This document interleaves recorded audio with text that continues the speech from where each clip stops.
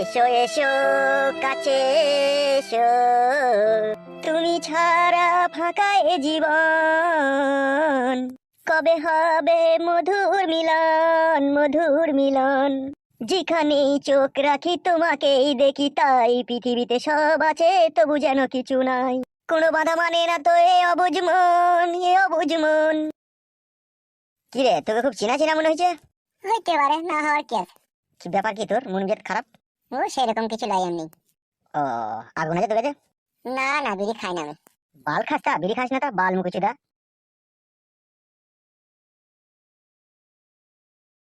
একটা মানুষ আমি ভালো দেখতে পেয়েছি না বানা, সব শালা তেতাস মাল। এই শালা মনে হয় কারো প্রেমে পড়েছে, নাহলে অত দুঃখের গানও গাইতো না। এই তুমি কেন বসে বসে কি করছো? কেন এমনি বসে আছে? তোমার এমএলএ সাহেব কেমন আছে? সে গুড মর্নিং ভাইয়ের কথা আমার সামনে বললো না, সে আমার শত্রু। কি বললে তুমি? ঠিকই বলছি আমি। কেন এমএলএ সাহেব বাবা তোমার কি করলো? বুকা চুদা চুদি ভাই আমার বউকে কোথায় লুকিয়ে দিয়েছে খুঁজে পাচ্ছি না। কি বলছো কি তুমি এসব? মিথ্যে কথা বলিনি আমি, ঠিকই বলছি, ও আমার বউকে নিয়ে নিয়েছে। তাই নাকি? তোমার বউকে নিয়ে নিয়েছে মানে? মানে ও আমার বউকে ভালোবেসে ফেলেছে, দিয়ে আর ছাড়ছে না ও। তাই নাকি? ও যে আমাকে ভালোবাসে? তুমি তাই ভাবো গা, তোমাকেও ভালোবাসে, ওকে ভালোবাসার লোক মেলা আছে দেখো গা। তাই নাকি? হ্যাঁ তাই। ঠিক আছে, আমিও চললাম তার কাছে, তার কত হলে রস হয়েছে আমিও যেই দেখবো। মান মুখ ঠাড্ডা কুকুর ব্যাটটা আমার সাথে প্রেম করতে করতে আবার অন্য মেয়ের সাথে প্রেম? প্রেম তোর গায়ে ভরে দেবো আজকে আমি, দেখ। প্রেম ভাতারি ব্যাটটা আমার পরের বউকে নিয়ে টানাটানি, তোর হোলের বিচি টেনে ছিঁড়ে দেবো আজকে আমি। জীবনটা পুরো আমচুর হয়ে গেল রে মা, এই যন্ত্রণা আমি আর সহ্য করতে পারছি না রে। কি এমন যন্ত্রণা রে যা সহ্য করতে পারছিস না? বউ হারানোর যন্ত্রণা কাকা। এই যে সাংঘাতি মাংঘাতি যন্ত্রণা রে। বেঁচে আছিস কি করি রে? পালা বড়া খেপাচি দা।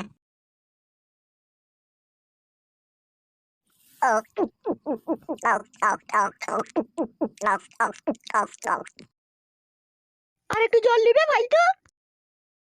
আর জল খাও না, জল আর ভাত খেয়ে প্যাট হয়ে গেছে। ঠিক আছে, ওখানে গ্লাসটা রাখো। সত্যি কাকিমা, তুমি কত ভালো। তোমার মতো যদি কাকা হইতো তাহলে আমার জীবনে এত আর কষ্ট হইতো না। এমএলএ সাহেব যখন আমাকে ছেড়ে দিল, তখন ভাবলাম জীবনের সব সুখ আমি ফিরে পেলাম।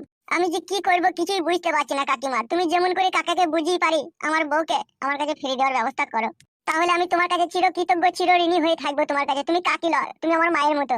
আমি এখন কি করব, কোথায় যাবো বলো কাকিমা? হ্যাঁ, আমার তো মরা ছাড়া আর কোনো রাস্তা নাই, বলো।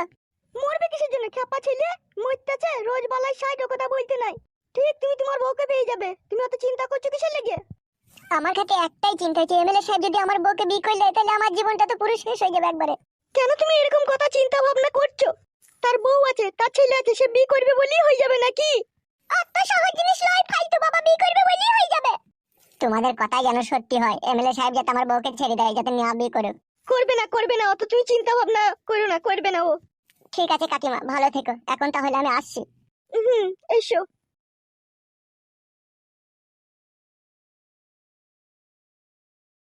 মা, বাবা যদি বিয়ে করেই নেয় তাহলে তো ফালতুকে আর বাঁচানো যাবে না, ফালতু তো মরে যাবে।